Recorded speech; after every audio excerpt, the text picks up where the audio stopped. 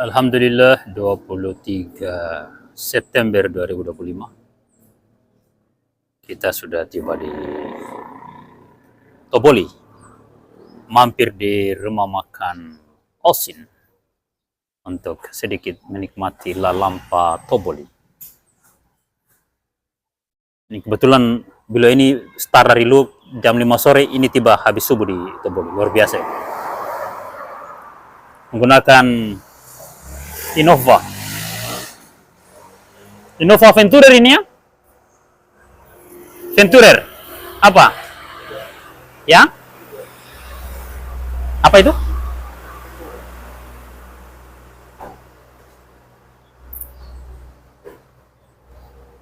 Rumah makan Osin Toboli. Oke, saya akan melanjutkan perjalanan dari Toboli menuju ke Palu. Semalaman memacu Toyota Calya ini dari kemarin jam 2.30 dari Lok, dan tiba jam 2.30 di Tolai. Nah, sekarang saya akan start menggunakan Calya ini melanjutkan perjalanan ke Palu dan ke Kecamatan Dolo, Sulawesi Tengah. Oke, ikuti perjalanan, jangan lupa like, comment, dan subscribe. Matahari telah terbit di Toboli dan sekarang saya akan mendaki, menanjak tanjakan kebun kopi sejauh 40 km, tiba di Desa Tawaili, lalu belok kiri menuju ke Palu, Sultan. Ikuti perjalanan, jangan lupa like, comment, dan subscribe.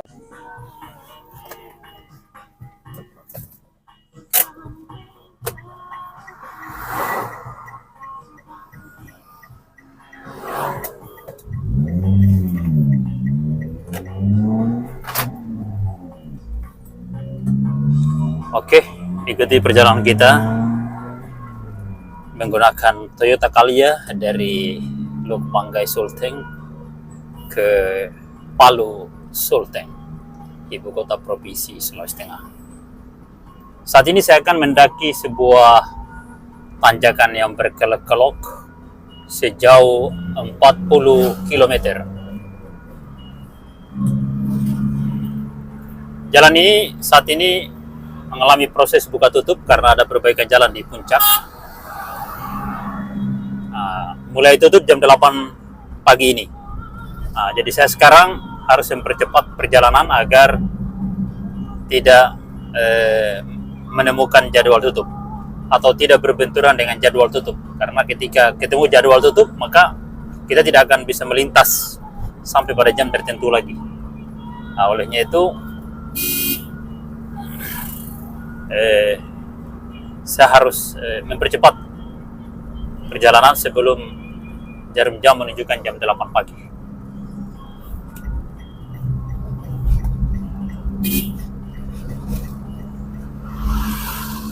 Ya, truk kita lewati saja dulu,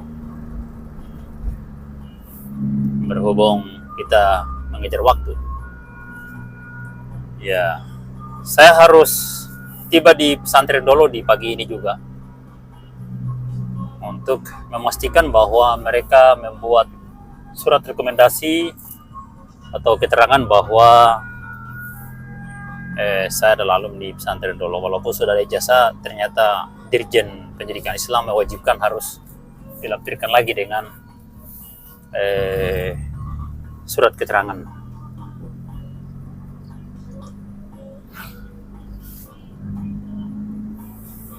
Banyak hal yang menjadi peraturan pemerintah yang sebenarnya tidak berhubungan, hanya menyengsarakan masyarakat tapi tidak terkait dengan kesejahteraan masyarakat, ya, dengan validasi data.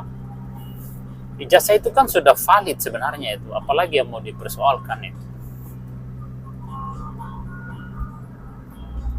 Terus kalau misalnya harus menggunakan surat rekomendasi, ya, surat rekomendasi juga itu kalau mau dipalsukan lebih gampang dipalsukan daripada ijazah. Cuma kita saja yang tidak mau. Kita tidak mau curang sebagaimana orang lain suka melakukan kecurangan, memalsukan dokumen. Kita tidak akan mau seperti itu. Karena Anda boleh saja berbuat sewenang-wenang di muka bumi ini, tapi di hadapan Tuhan, Anda tidak bisa berbuat apa-apa. Anda tidak bisa berbuat sewenang-wenang. Segala sesuatu dalam ini merekam semua perbuatan kita. Harapan kita kepada Kementerian Agama Republik Indonesia, khususnya Dirjen Pendidikan Islam, untuk menghilangkan itu persyaratan ada surat rekomendasi dari sekolah asal dan surat rekomendasi dari ormas lokal itu, karena itu akan menjadi ajang pemerasan terhadap pondok pesantren di setiap kali perpanjangan izin operasional. Tidak mungkin, Pak Menteri Agama, tolong dengarkan informasi kami. Tidak mungkin sebuah ormas memberikan sebuah rekomendasi secara rutin per 5 tahun kepada pondok pesantren yang ingin memperpanjang izin operasional tanpa imbalan apa-apa, atau tanpa membuat para pengurus pondok melakukan sesuatu yang bisa membuat mereka tidak keberatan. Mau dengan tidak, para pengurus pondok harus memberikan sesuatu kepada para ormas. Pak Dirjen telah memberikan ruang, telah menciptakan ruang kepada pondok pesantren untuk tunduk dan mengemis kepada ormas lokal di daerah, termasuk kepada asal sekolahnya yang sudah selesai, sudah tamat, sudah ijazah, masih lagi harus disuruh menghadap sekolah asalnya. Itu maksudnya apa itu sebenarnya itu? Saya lihat dalam contoh surat rekomendasi ormas lokal itu rekomendasinya dalam bentuk arahan mazhab, bahwa benar pondok pesantren tersebut bermazhab Ahlus Sunnah wal Jamaah. Sementara kesepakatan ulama dunia pada Amman Message Yordania atau deklarasi Amman Yordania, saya lupa tahunnya, itu sudah menegaskan bahwa ada 8 mazhab Islam yang tidak boleh diganggu dan harus dihormati di dunia. Iya, tidak boleh diganggu. Jadi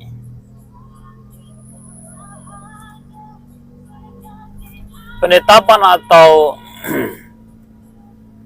kesan bahwa hanya Ahlus Sunnah wal Jamaah yang paling benar, lalu ormas harus merekomendasikan bahwa pesantren tersebut bermazhab Ahlus Sunnah wal Jamaah, itu sebuah tindakan yang zalim sebenarnya itu. Karena di zaman Nabi tidak ada istilah itu. Itu istilah yang muncul produk ijtihad semua itu. Produk pemikiran manusia di kemudian hari, itu bukan bagian dari nas Al-Quran. Harusnya jangan dipaksakan itu.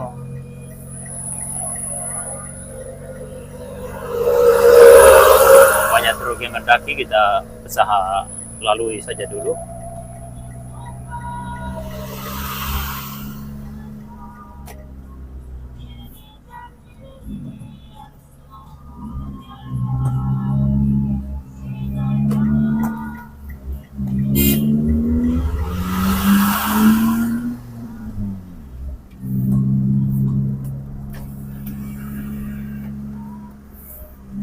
Jalannya berkelok-kelok sejauh sekitar 30-an kilometer mungkin ini.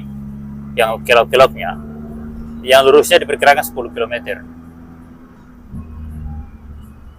Yang lurus itu pada saat mau start dari Simpang 4 Toboli tadi, dan ketika mau masuk di daratan Tawaili.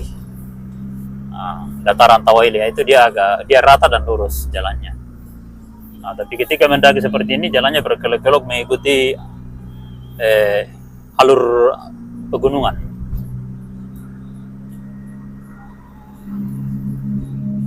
Itu tronton yang tadi malam setengah mati kita lalui. Banyak sekali mobil tak antri itu gara-gara itu. Ini jalan ini sekarang sedang dalam perbaikan ini karena sering mengalami longsor. Di Kabupaten Parigi Mutong dan Kabupaten atau Kota Madya Palu, khususnya di ruas jalan kebun kopi ini, tiap ada kerusakan langsung segera diperbaiki. Berbeda halnya dengan kabupaten di sebelah timur Banggai Laut, itu rusak bertahun-tahun dibiarkan. Rusak bertahun-tahun, bahkan yang sudah diaspal pun sudah ditumbuhi rumput di atas, rumput sudah masuk di atas aspal karena dibiarkan juga. Harusnya itu tidak boleh dibiarkan begitu, karena itu mengganggu aktivitas para pengendara. Pengendara membayar jalan ini loh, dibayar melalui pajak kendaraan. Indonesia negara dengan pajak kendaraan termahal di dunia, tertinggi di dunia. Walaupun negaranya adalah penghasil cadangan sumber daya mineral tertinggi di dunia, terbesar di dunia, punya tambang yang sangat melimpah, tapi masyarakatnya miskin seperti ayam yang mati di lumbung padi.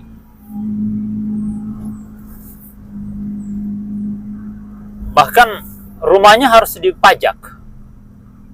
Tanah rumahnya, kebunnya harus dipajak. Namanya pajak bumi dan bangunan. Pajak bumi, pajak tanahnya, pajak bangunan, pajak rumahnya. Kemudian, kendaraannya, walaupun hanya 2 rodanya, itu dibayar pajaknya. Ya, sudah berlapis-lapis pajak pembelian atau pajak penjualan. Tiap tahun ada pajak lagi. Inilah negara kita yang seharusnya dievaluasi.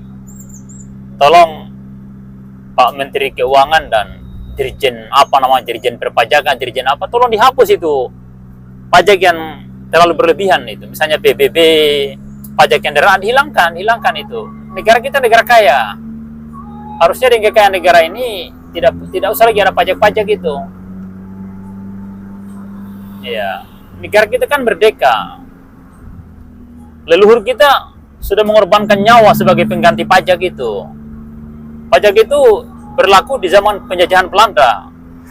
Kita disebut dijajah oleh Belanda ketika kita dipaksakan membayar pajak Rp2 per kepala. Ya, saya dapat dokumen informasi tentang pajak itu di sejarah Buton, sejarah Kesultanan Buton.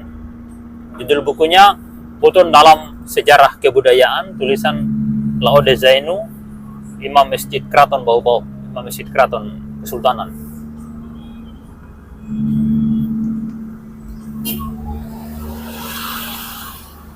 Ya, jadi masyarakat yang membayar pajak itu adalah masyarakat yang dijajah.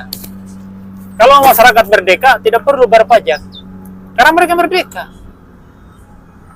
Apalagi berada di negara dengan cadangan kekayaan alam yang melimpah seperti Indonesia ini.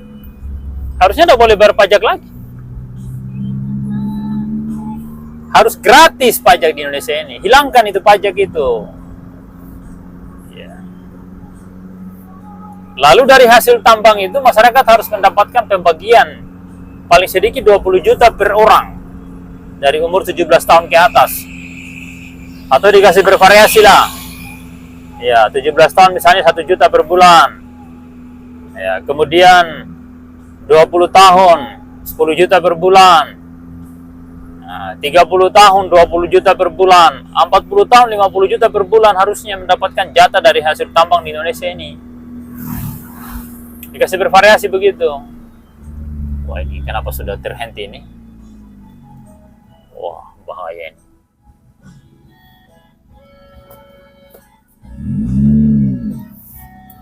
Sudah macet ini. Waduh, bahaya ini.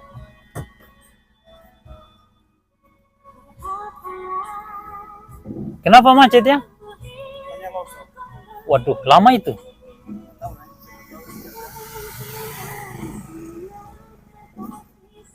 Waduh, longsor ini.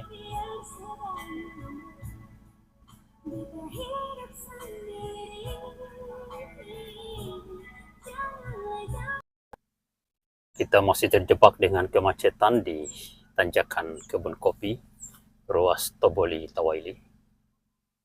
Kabarnya ada mobil di atas yang mengalami gangguan, mobil panjang yang menghalangi para pengendara.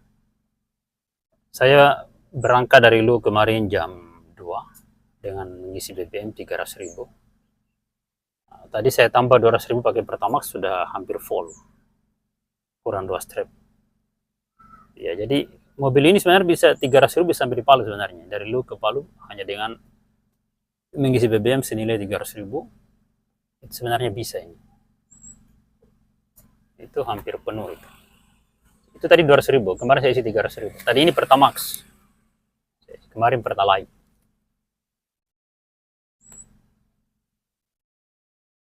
Masih macet ini.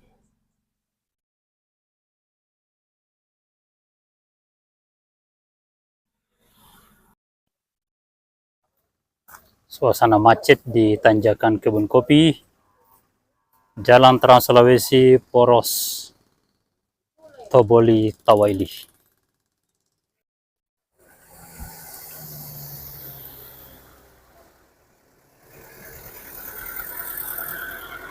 Dari arah Palu ke Toboli, dari arah Tawaili Toboli sekarang bisa lewat, tapi dari arah Toboli ke Tawaili Palu belum bisa lewat.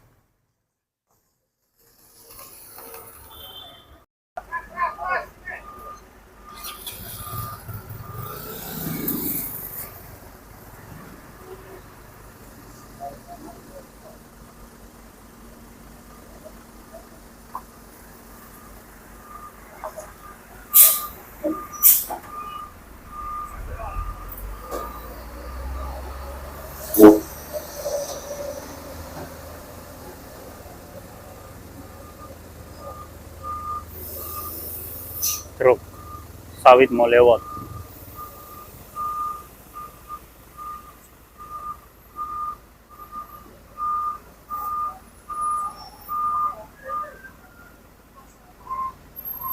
Ini macet dari tadi malam ini. Truk angkutan mobil.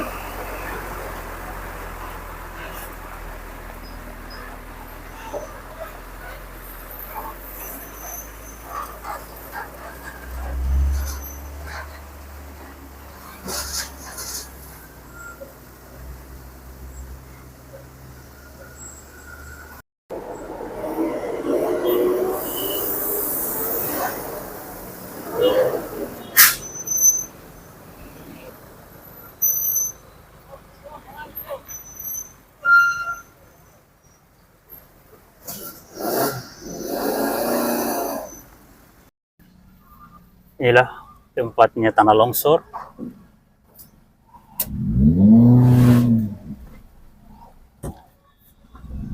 Tanah longsor di tanjakan Kebun Kopi, Trans Sulawesi, ruas Tawaili, Toboli, Toboli Tawaili.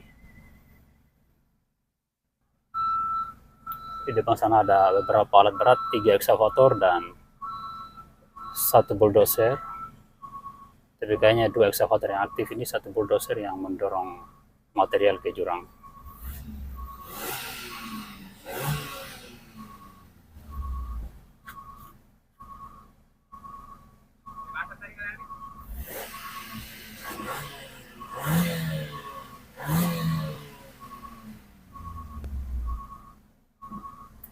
Masih dihalangi lagi ini.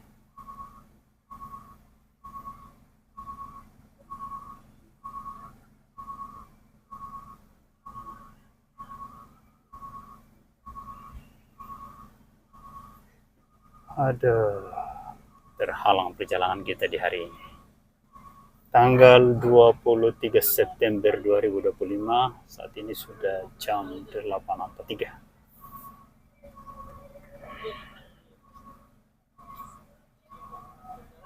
Oh, ada 1 loader, 1 bulldozer dan 3 eksavator yang menyingkirkan material longsor. Longsor dari gunung dari malam.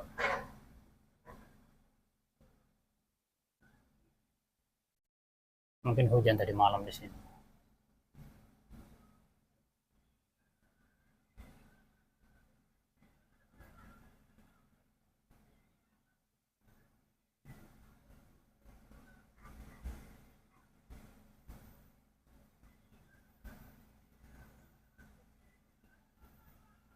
jadi kelamaan. Kita coba maju lagi.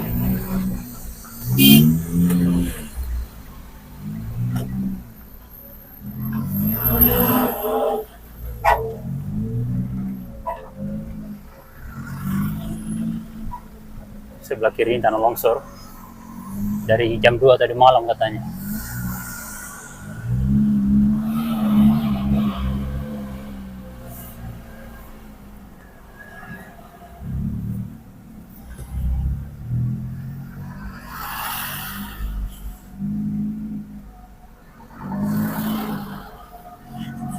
Mudah-mudahan kita bisa secepatnya lolos ke Palu pagi ini.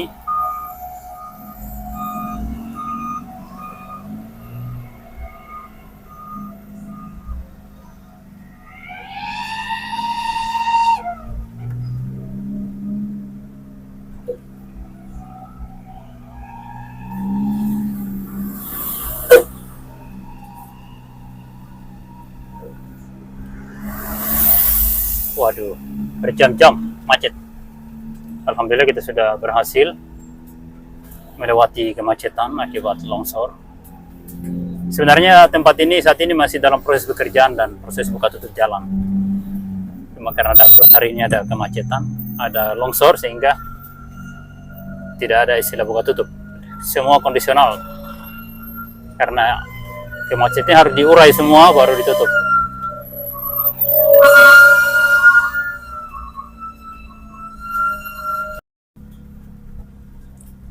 Di jalan ini, ketika ada kemacetan, maka antrian mengular jauh berkilo-kilometer. Karena ini adalah satu-satunya akses penyeberangan dari pantai barat Sulawesi ke pantai timur. Ada dua dengan di Kasimbar, tapi di sana sempit dan kurang terawat. Yang ini lebar dan terawat. Nah, namanya jalur kebun kopi istilahnya.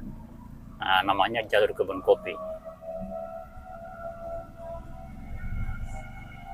Kendaraan di kiri kanan jalan ini luar biasa. Ini sebelah kanan ini antrian dari arah Palu menuju ke Toboli. Ini truk logistik ini sebelah kanan. Truk-truk box.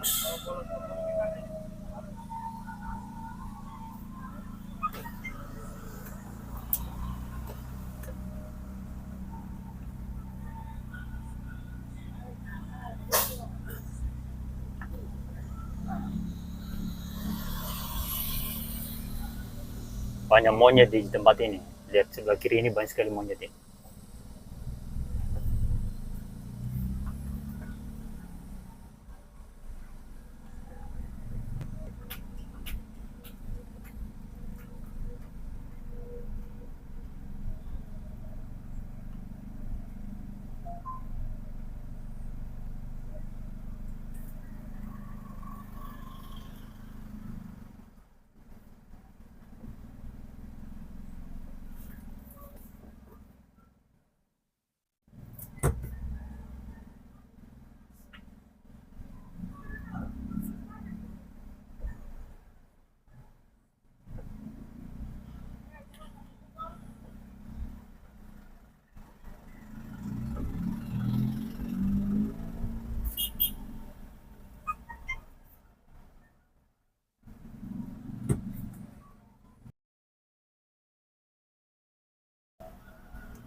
Sebelah kiri jalan ini sementara proses pembongkaran gunung untuk pelebaran jalan.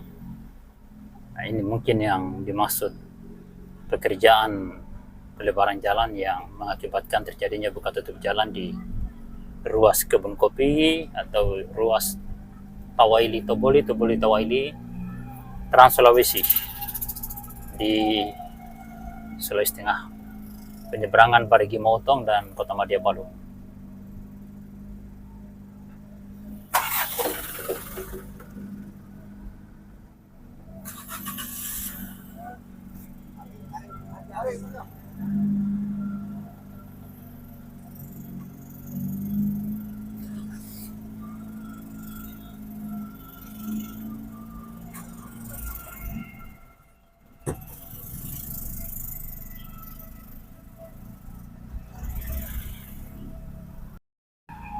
Ujung antrian.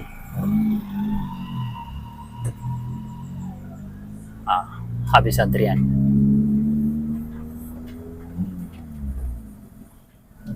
Oh, cuma ini mobil truk angkutan mobil ini lagi parkir ini.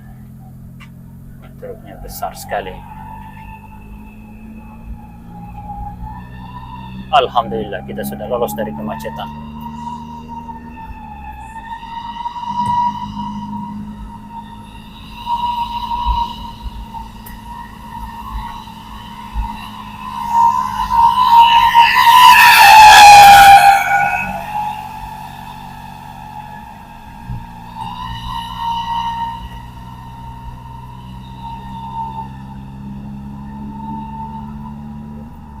Pada saat saya masih SLTP atau Madrasah Sanawiyah di Pondok Pesantren Putra Al Khairat Palu sekitar tahun 92 atau 93, saya pernah dengan motor darat dari Palu ke Sinei bersama teman saya bernama Kahar, ya bernama Kahar kalau tidak salah, pakai motor ojek juga waktu itu, motor rental.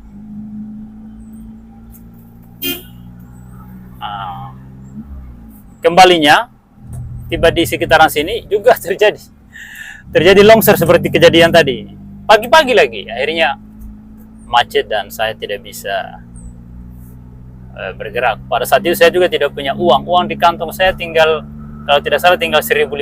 Saya belikan gogos waktu itu 502 dengan air mineral. Sama sih bisa beli 500 rupiah waktu itu air mineral yang ukuran 600 ml kalau tidak salah itu. Alhamdulillah pada saat itu dalam kondisi kepepet sekali. Baru motor yang digunakan ini motor ojek yang rencananya teman saya tadi yang akan bayar, yang nama Kahar ini, ternyata mamanya tidak mau kasih uang dia. Aduh, saya kembalikan motornya orang tanpa dibayar, hanya dengan memberikan alasan bahwa ini saya juga ini dipanggil, kembalinya saya disuruh kembalikan motor, baru yang pinjam ini tidak kembali, ditahan oleh mamanya. Waduh, saya jadinya kena resiko. Untung kasihan yang punya motor itu tidak marah, dia bersabar. Saya berikan sedikit sugesti, saya berikan jaminan, saya kasih kartu siswa saya waktu itu, kartu siswa saya di pondok sebagai jaminan. Nanti saya ada uang kiriman baru saya bayar. Waktu itu seperti itu perjanjiannya. Ya, supaya yang punya motor kasihan tenang karena sudah dijanji untuk dibayar motornya, kan motor rental. Ya, kalau tidak salah waktu itu per hari 30.000. Kalau kan 30 masih 50.000 per hari. 30.000 tahun 92. Ya, alhamdulillah tuan motor tenang dan saya bisa kembali. Sempat ditahan lama, saya diwawancarai dan ditegas saya mohon maaf untuk kejadian itu. Saya diajak oleh teman saya tadi bernama si Kahar tadi ke rumahnya di Sinei. Astagfirullah, ternyata tiba di sini, mamanya marah. Dia bilang, kenapa kamu pulang-pulang, pengen habis uang saja. Si Kahar bilang, katanya mama pesan saya, suruh pulang. Libur kalau hari-hari libur. Ternyata mamanya tidak mau. Aduh, marah-marah mamanya waktu itu. Waduh. Dan saya disuruh kembali tanpa membawa duit untuk membayar motor rental tadi. Ya ilahana. Ya, begitulah. Saya harus bertanggung jawab atas perbuatan orang lain. Saya pernah alami itu di usia saya kurang lebih kalau bukan 12 tahun, 13 tahun. Ya. Pernah juga saya pinjam motornya orang. Motornya teman dari Petobo kalau tidak salah ke Dolo. Lewat Biro Maru terus Petobo yang kena likuifaksi itu. Saya pernah dulu menjadi pembina sebuah panti asuhan di Petobo itu. Setelah kembali dari Dolo, motornya mogok di jalan. Mungkin hanya masalah minyak, masalah sepele. Astagfirullah, begitu masuk di bengkel di seputaran Biromarus itu, pada ruas jalan Biromaru Sidera kalau tidak salah. Ya, ternyata itu bengkel dia bongkar semua itu motor, dia kasih turun mesinnya. Terpaksa saya harus membayar biaya begitu mahal untuk mengoverhaul itu, mengoverhaul total itu motor itu. Karena saya yang pinjam dan saya yang bawa ke bengkel itu. Tuan motor sudah gelisah apa yang terjadi, saya lama sekali baru kembali. Ya seharian saya di bengkel dan motor itu tidak selesai sehari. Butuh waktu berhari-hari untuk membenahi dan mengganti alatnya. Waduh, kasihan. Katanya si bengkel, ini motor tidak bisa jalan lagi kalau tidak dikasih turun mesinnya. Waduh. Akhirnya saya terpaksa menerima risiko itu dan membayar semua kerusakan dan ongkos perbaikannya, ongkos kerja.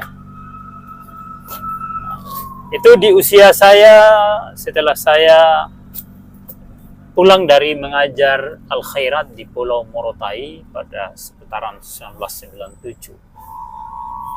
Kejadian itu sekitar tahun 1998 itu. Saya mengganti rugi sebuah motor darat yang macet, mogok di jalan karena saya pinjam. Ya, begitulah.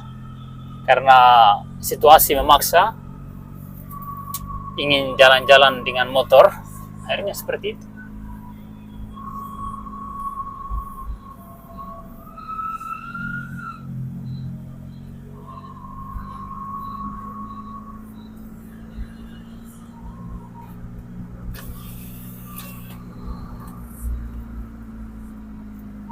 Kita sudah mendekati puncak ini pada tanjakan kebun kopi. Ruas Toboli Tawaili, Tawaili Toboli. Saya dari Toboli menuju ke Tawaili. Cuma tadi kita gunakan jaket, jadi kita kepanasan sekarang, harus pakai jaket ini. Cari posisi yang aman dulu. Nanti di tempat yang rata.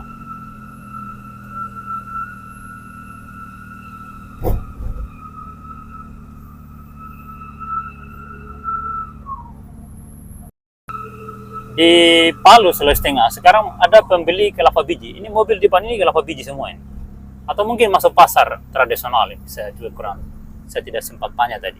Tapi ada berapa truk ini yang dimuat adalah kelapa biji. Ini depan ini kelapa biji. Jadi petani kelapa ini betul-betul banyak manfaatnya. Saya mau berhenti lepas jaket dulu. Alhamdulillah sekarang jalannya sepi karena kemungkinan dari arah Palu atau dari arah Tawaili ke sini, ke Toboli, sudah ditutup ini, tidak ada kendaraan yang ditemukan lagi. Jadi petugas tadi tinggal menghabiskan kendaraan yang macet, kendaraan yang ada di puncak yang terjebak macet, terjebak longsor. Jadi ini kita akan jalan dalam suasana sepi ini, tidak ada kendaraan yang akan lewat ini. Nah, dengar kabar kemungkinan jam 11 siang baru dibuka sampai jam 1, baru tutup lagi sampai jam 5 sore karena ada perbaikan jalan. Jadi insya Allah kalau saya balik ini, kecuali sebentar malam ini baliknya, supaya melintas di jalan ini harus malam, tidak bisa melintas di siang hari karena pasti ada penutupan jalan. Jadi kita start dari Palu harus jam 5 sore. Start jam 5 sore supaya tiba di sini malam. Tinggal begitu caranya. Untuk saat ini karena jalur kebun kopi ini, ruas Tawaili Toboli ini dalam proses perbaikan. Nah, ini batas Kabupaten Parigi Motong dan Kabupaten Donggala atau Kota Palu. Iya, yang ini wilayah Kota Palu atau Kabupaten Donggala, saya juga tidak paham. Jelas tadi yang sebelah sana adalah Kabupaten Parigi Motong. Nah, di depan sudah ada truk yang searah menuju ke Palu. Ya, itu satu tujuan kira-kira. Saya tinggalkan Luwuk dari kemarin sekitar jam 2 siang, jam 2 lewat. Saya tiba di Tolai. Tolai ini di dekat Parigi. Saya sudah sausu Tolai baru Parigi. Sudah masuk wilayah kecamatan Kabupaten Parimo. Tadi malam jam 2.30 saya singgah di sebuah Alfamidi di dekat Masjid At-Taqwa kalau tidak salah, di desa Tolai, depan Masjid At-Taqwa. Saya bermalam di situ sampai bunyi mengaji masjid. Baru saya bangun, lanjut perjalanan, dan kemudian saya sholat subuhnya di SPBU Toboli. Langsung isi BBM jenis Pertamax. Ya, karena mobil yang saya gunakan ini ternyata tidak punya barcode ini. Ada barcode tapi ada barcode darurat. Mobil lain punya, yang sampai kita kedapatan, aduh malu. Ya. Jadi saya gunakan Pertamax ini, tidak apa-apa, supaya aman. Lagi pula Pertamax itu kan kendaraan BBM non subsidi. Ya biarlah kendaraan minyak bersubsidi Pertalite itu digunakan untuk mereka yang sangat membutuhkan. Selama kita masih bisa membeli Pertamax, belilah Pertamax supaya jatah masyarakat miskin tidak terganggu oleh ulahnya mereka yang bermobil. Orang yang bermobil itu biasanya orang mampu, kecuali saya, karena ini bukan mobil saya, ini mobil rental. Gitu, saya tidak punya mobil. Cuma saya untuk perjalanan jauh saya sewa mobil supaya nyaman di perjalanan karena ada hobi petualang. Kita sudah posisi menurun, atau mungkin ini sudah berada di puncak ini. Puncak di sini ada pemukiman penduduk. Ada masjidnya juga. Kalau di sini tidak rawan longsor ini tempat ini. Di mana yang ada pemukiman penduduk itu daerah yang paling aman. Tidak pernah terjadi longsor. Bisa dilihat dari tanaman dan tumbuhan pepohonan ini kan semua stabil. Tandanya tidak pernah longsor. Mungkin ada longsor tapi longsor kecil-kecilan saja. Tidak parah.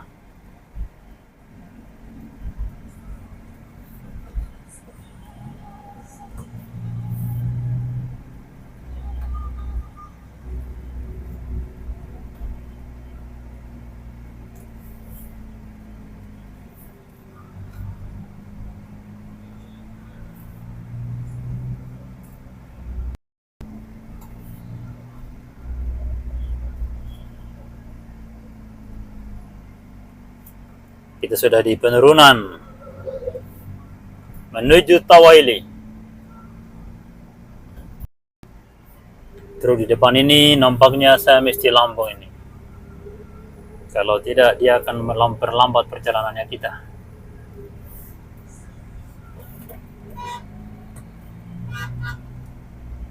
Aduh, salah. Jadi mestinya gigi 3.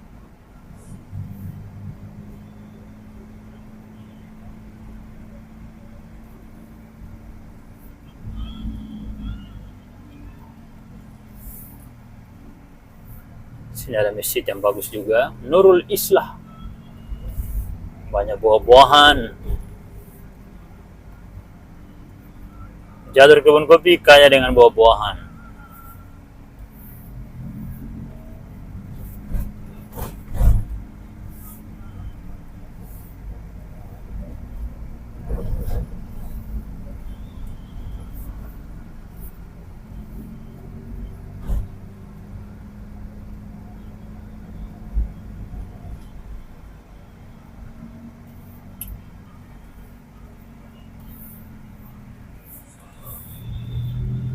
Tikungannya pendek sekali, kita tidak bisa melambung, berbahaya sekali. Samanya kita melambung di tikungan. Ini masjid tempat saya pernah salat. Masjidnya agak besar dan cukup nyaman.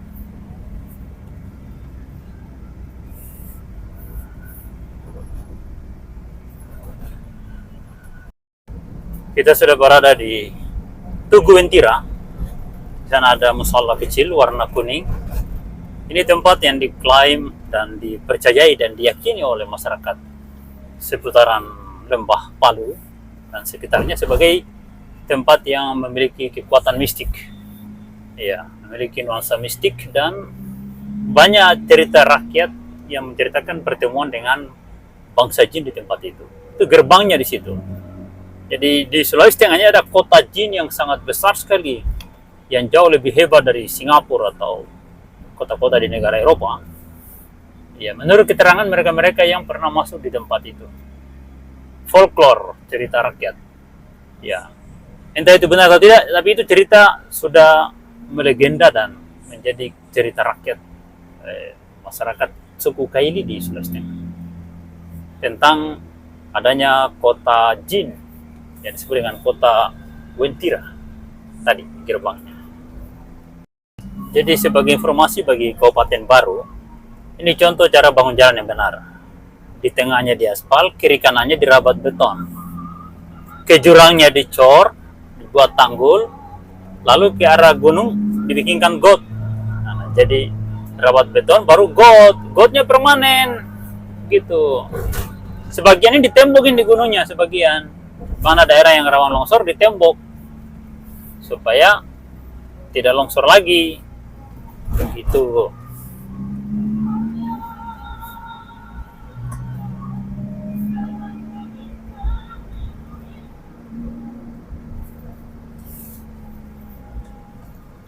Tawaili 18 km.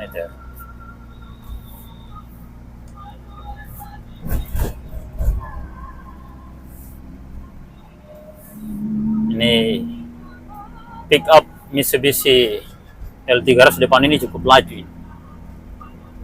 Kecepatannya ini antara 40-60 km per jam. Nah, di belakang saya lagi ada pick up yang terus merapat di belakang ini.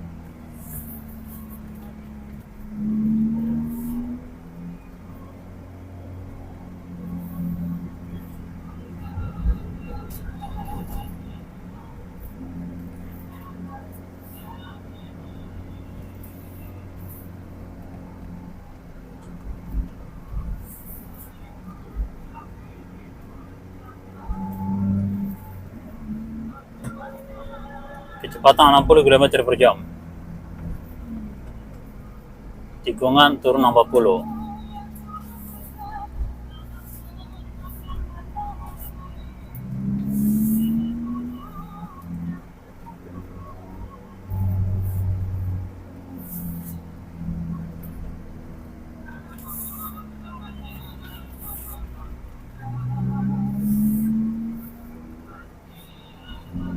Tawaili 17 km lagi.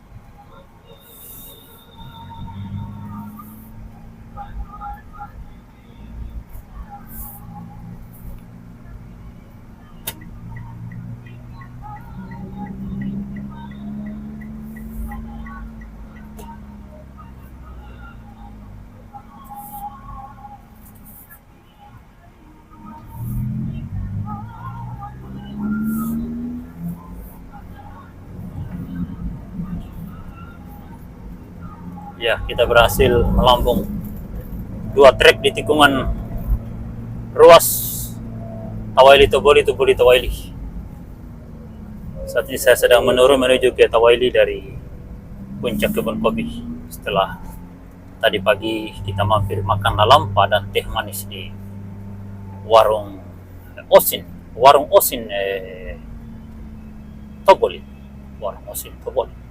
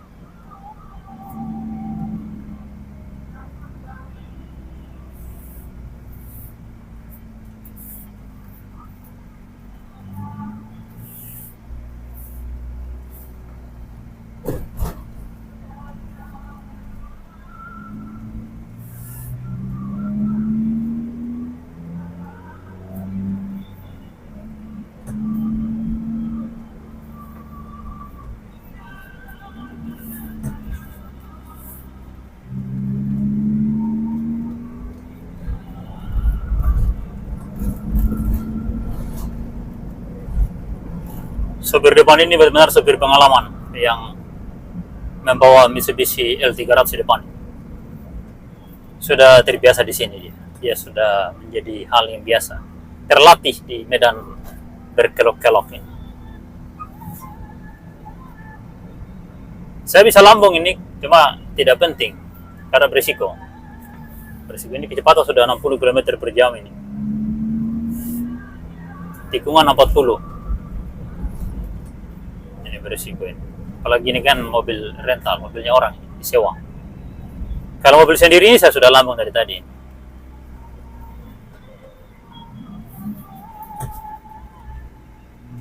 Mobil Calya yang saya bawa ini cukup stabil. Di tikungan dia stabil sekali. Dan hemat BBM. Dari Luwuk kalau saya paksa bisa 300.000 sampai di Palu.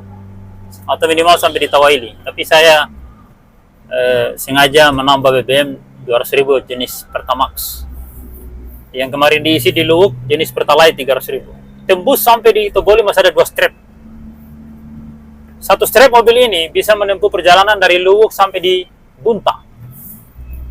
Jadi kalau 2 strap itu, Palu dekat sekali itu. Bisa sebenarnya, cuman kita lebih baik waspada daripada ragu-ragu karena menanjak lalu tadi itu terjadi kemacetan dan kita harus banyak menggunakan gigi 1 dan olah gerak start gigi 1 dan itu butuh bahan bakar yang cukup banyak.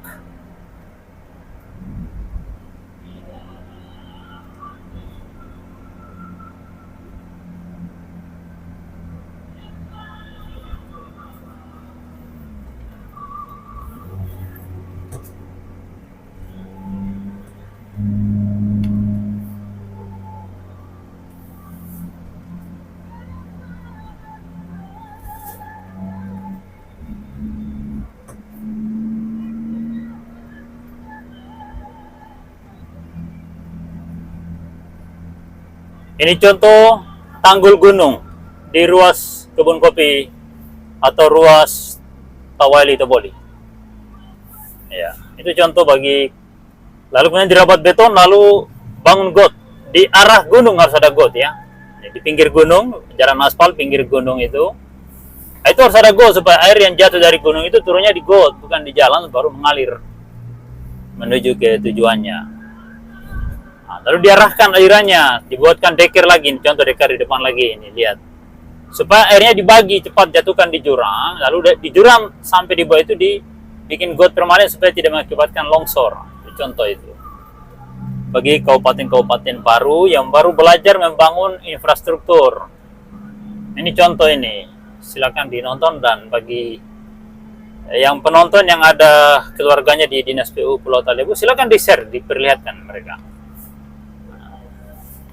Mungkin mereka sudah tahu, tapi ya dengan Anda memberitahunya itu mengingatkan mereka untuk melakukan hal yang terbaik untuk negeri kita.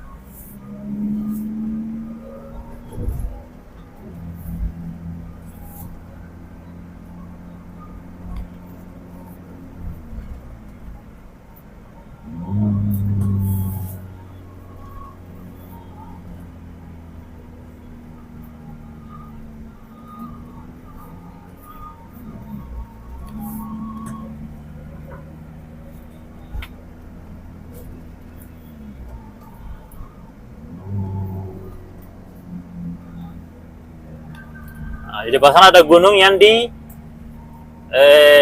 rapikan seperti bentuk tangga supaya tidak mudah longsor. Jadi air itu dibuat dia mengalir di tepian atau diarahkan ke tepian, ke pinggir ya, bagaimana? Dibuat seperti tangga lah supaya tidak mengalir jatuh lurus tapi dia berbelok ke arah samping. Kira-kira seperti itu maksudnya. Dan ketika dia sudah ditumbuhi rumput seperti yang ada kita lihat di depan ini, itu akan menambah kekuatan tebing yang tanah yang di tepian tebing tadi itu.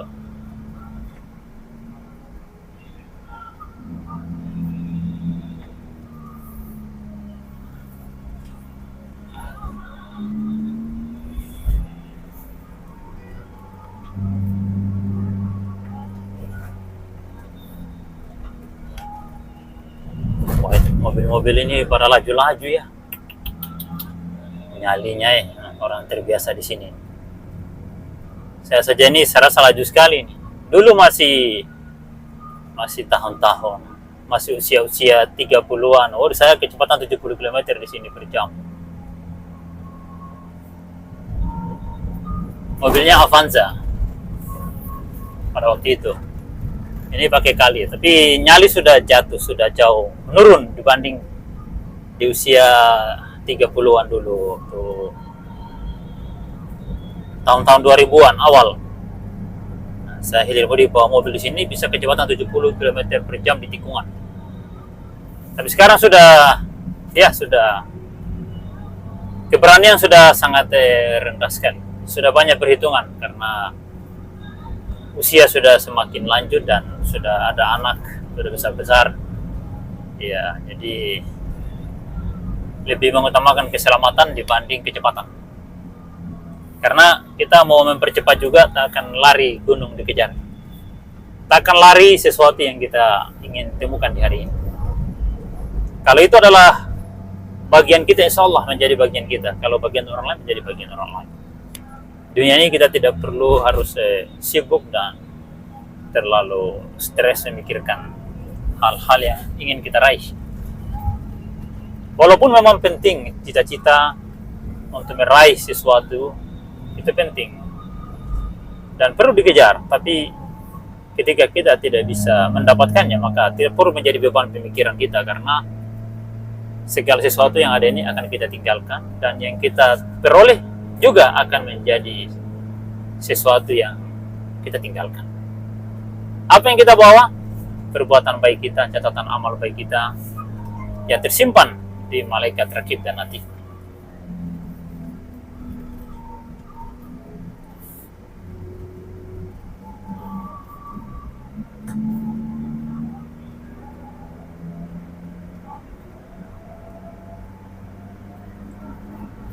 Jalannya garis kuning, ini adalah jalan nasional. Di Kabupaten Pulau Taliabu, kalau ingin punya jalan nasional seperti ini, harus usulkan ke presiden untuk dijadikan keputusan presiden. Karena ini adalah jalan kepres, kalau tidak salah itu jalan kepres. Kalau saya tidak salah. Nah, untuk lebih jelasnya silakan koordinasi dengan pihak tim Satgas Hilirisasi dan Ketahanan Energi Nasional untuk mendukung smelter tambang di berbagai daerah. Itu perlu ada penyerahan infrastruktur ke Kepres agar infrastruktur di daerah-daerah tambang itu bisa dibenahi dengan sempurna. Minimal seperti yang sedang kita lalui ini. Lihat di sebelah kiri saya ini ada gunung, dan itu di tembok setinggi 1 meter itu. Fondasi tebal, tebalnya sekitar 30 cm untuk menahan longsor. Nah, itu contoh bagi daerah-daerah yang ingin maju seperti yang sedang kita jalani. Ini tikungan tajam, panjang, dan yang terakhir di depan ini ada kumpulan para konten kreator, namanya konten kreator Lintas Sulawesi Kebun Kopi Wentira. Mereka jualan stiker yang berisi channel TikToknya atau channel YouTube-nya. Cuma karena saya sudah pernah beli, ya sudah, saya tidak singgah lagi. Sudah ada, saya sudah tempel di rumah. Salam bagi sesama konten kreator. Semua anak muda zaman sekarang harus punya channel YouTube, channel TikTok untuk mempublikasikan kreativitas mereka, ide-ide mereka, ya kan, gagasan-gagasan mereka untuk pribadi kita maupun untuk bangsa kita, untuk daerah kita, untuk kemajuan negeri kita. Itu tujuannya, kita menyampaikan ide, gagasan, mengkritik dan memberikan solusi agar kita maju seperti daerah lain. Bukan mau merendahkan pejabat, bukan. Pejabat itu kan digaji oleh rakyat, maka kita harus menyampaikan ide-ide kita agar mereka bisa melakukan hal yang terbaik demi kepentingan rakyat. Bukan kepentingan diri dan keluarganya, tapi kepentingan bersama. Itu yang utama dan harus diingatkan.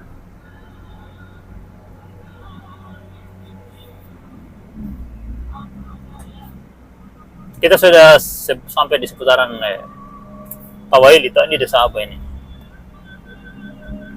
Tapi sudah dekat dengan Tawaili.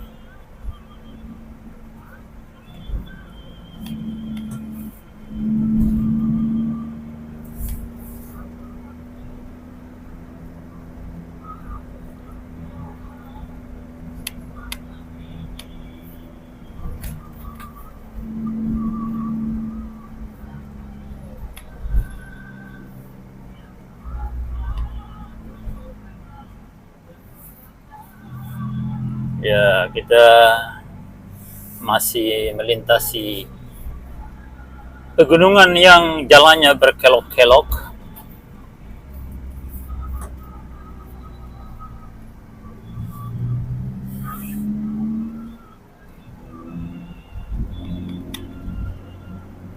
Tapi ini tidak jauh lagi sudah dapat jalan lurus Tawaili, tidak jauh lagi. Kita akan cek, lihat di Tugu kilometer, Tawaili masih berapa kilometer.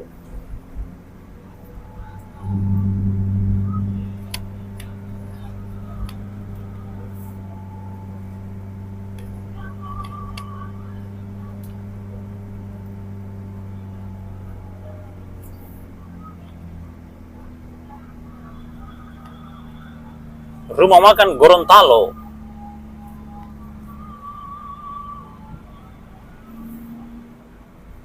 Ya, ini sepertinya sudah jembatan Tawaili ini.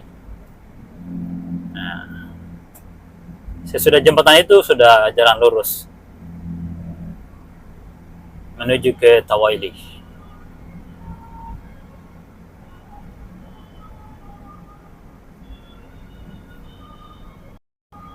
Alhamdulillah, kita sudah berada di seputaran desa Tawaili. Ini jembatan Rangka Bajaringan. Rangka Baja, jembatan Rangka Baja, bukan Bajaringan, Baja berat. Nah, ini jembatan Rangka Baja masuk desa Tawaili. Kalau tidak salah, kalau saya tidak salah.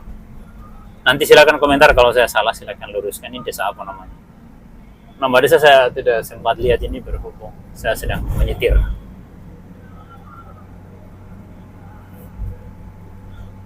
Damri, oh rupanya Damri masih beroperasi. Itu rute mana kira-kira ya? Saya dulu pelanggan Damri. Wih, sopirnya dulu itu suka balapan.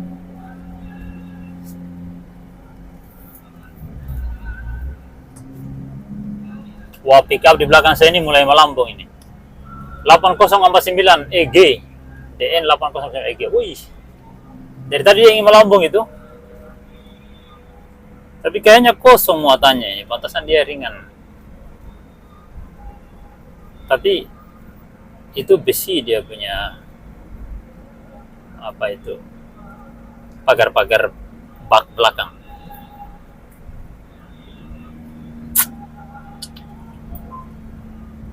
Perjalanan dari Pulau Taliabu dari tanggal 21, hari ini tanggal 23, sudah 3 hari saya di perjalanan. Sudah masuk hari ketiga perjalanan menuju ke Palu dan Kecamatan Dolo, menuju ke Pondok Pesantren Al Khairat Madinatul Ilmi dalam rangka meminta rekomendasi atau surat keterangan kelulusan pada tahun 1999. Pada tahun 1997 saya lulusan 97 Pondok Pesantren Al Khairat Madinatul Ilmi Kecamatan Dolo.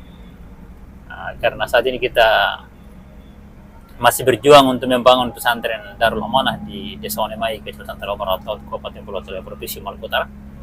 Maka dalam permintaan aplikasi Sitren dalam rangka perpanjangan izin operasional itu ada wajib dilampirkan dengan surat rekomendasi dari sekolah asal. Ya, saya terpaksa harus ke Palu dengan biaya dan waktu yang saya tanggung sendiri. Ya, begitulah resiko dari perjuangan.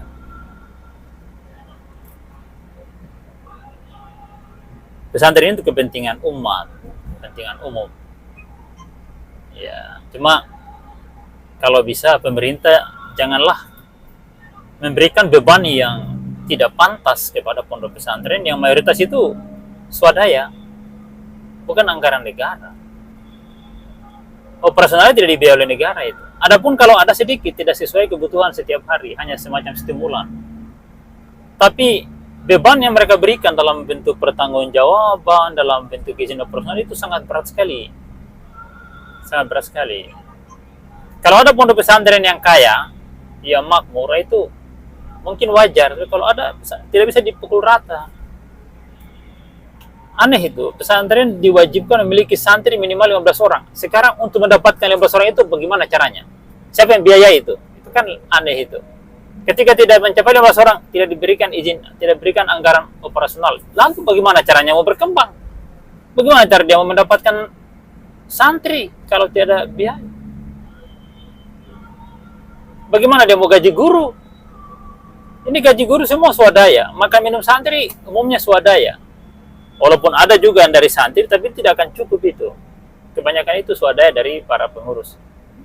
Kenapa? Pemerintah memberikan beban laporan pertanggungjawaban, harus memberikan data per bulan, mengupdate data emisinya, data jumlah siswa dan lain-lain itu tiap bulan melalui aplikasi Simba dan kemudian lain-lain macam ada berapa aplikasi.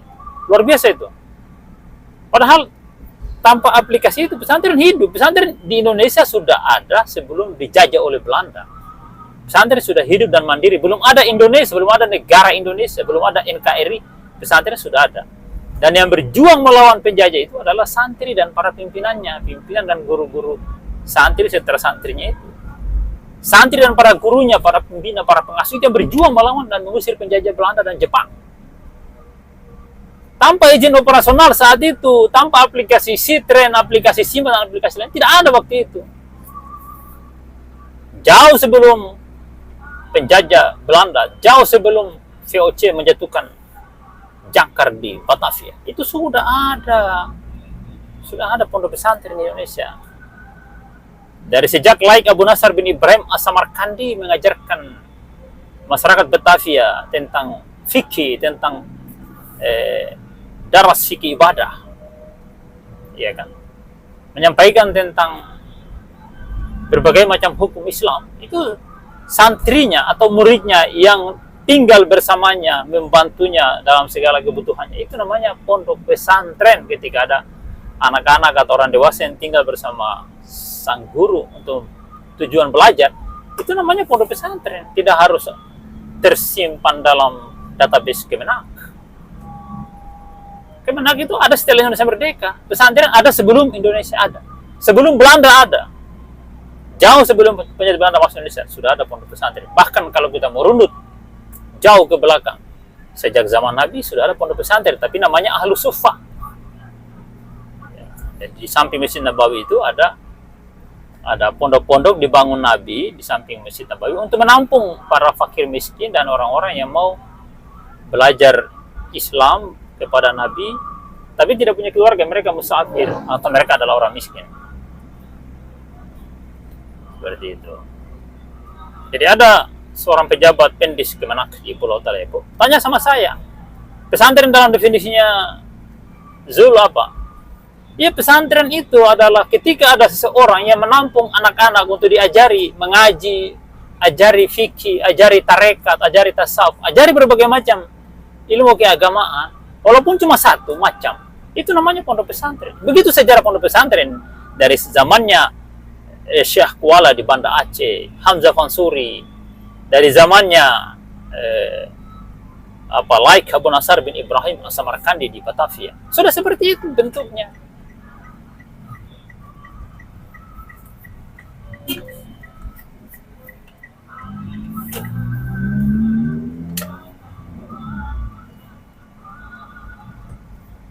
Belok kiri walaupun merah harusnya bisa, terutama kalau baru selesai lampu hijaunya, baru menyala merahnya. Saya sudah masuk di wilayah Kota Palu, ya. Ini sudah jalan raya Palu Pelabuhan, Palu Pantoloan. Nama pelabuhan Palu Pantoloan. Ini banyak kontainer kita lihat ini. Ditanda bahwa kita sudah masuk di Kota Palu.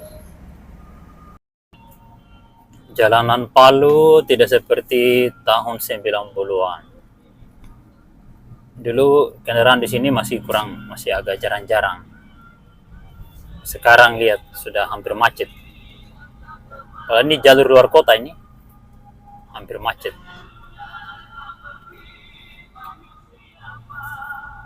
Saya sekarang berada di depan Sat Brimob Mamboro. Ya, ini areal ini namanya Mamboro. Sebelah kiri ini Sat Brimob Mamboro. Ya. Nah, di sebelah kanan dekat pantai, itu ada sekolah kesehatan di sana. Ada sekolah kesehatan. Nah, sehingga bapak-bapak kita dari kepolisian ini, dari Brimob, banyak yang kawin dengan cewek-cewek yang dari kesehatan, dari yang di sebelah ini, sebelah kanan saya ini di arah pantai. Memang sebuah pertemuan yang sangat serasi antara kepolisian atau TNI dengan pihak kesehatan. Nah, kita sudah jumpa lampu merah ini, tak berapa lama lagi.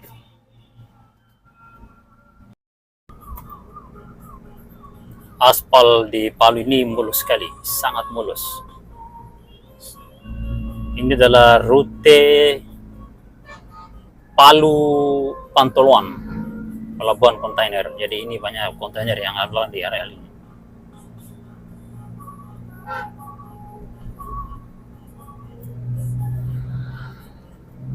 Coba kita percepat, moga-moga kita bisa lewati kontainer di depan ini.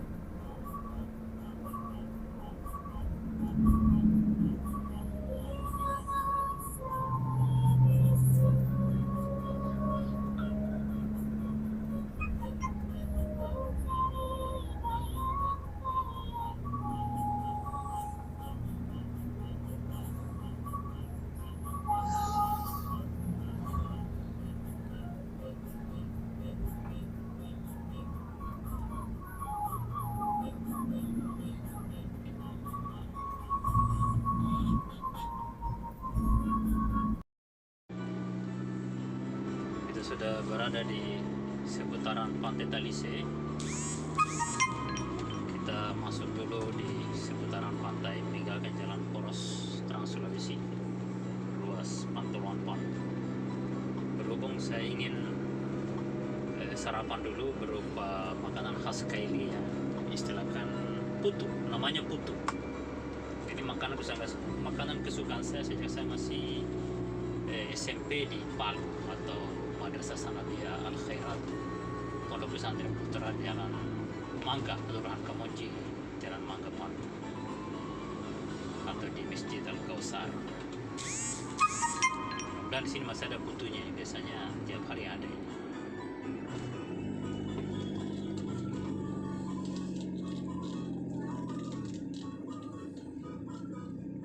Dan ada putunya, kita parkir dulu sekalian buang air kecil.